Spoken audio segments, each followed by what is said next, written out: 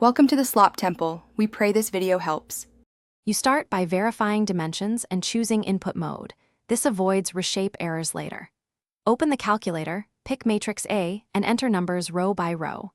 Use keyboard or paste a CSV if you have many entries. That speeds things up. Make sure to set number format, decimals, or fractions because it affects precision and readability. Once done, label matrices A, B clearly so you can reference them in operations without confusion. You now pick the operation and confirm compatibility. For multiplication, columns of A must match rows of B. If inverting, ensure the matrix is square and check determinant. A zero determinant blocks inversion. Use the calculator's precision controls to choose decimals or exact rational output because that determines how results display. If you need intermediate steps, enable show steps so you understand the row operations or decomposition. You finish by validating results. For example, multiply inverse by original to confirm you get the identity matrix.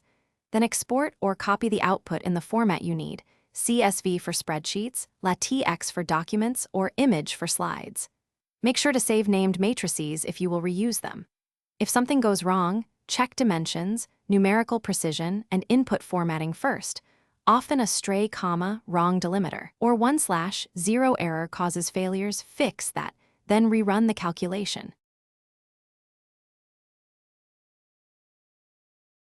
Thanks for watching. Consider subscribing if we helped you.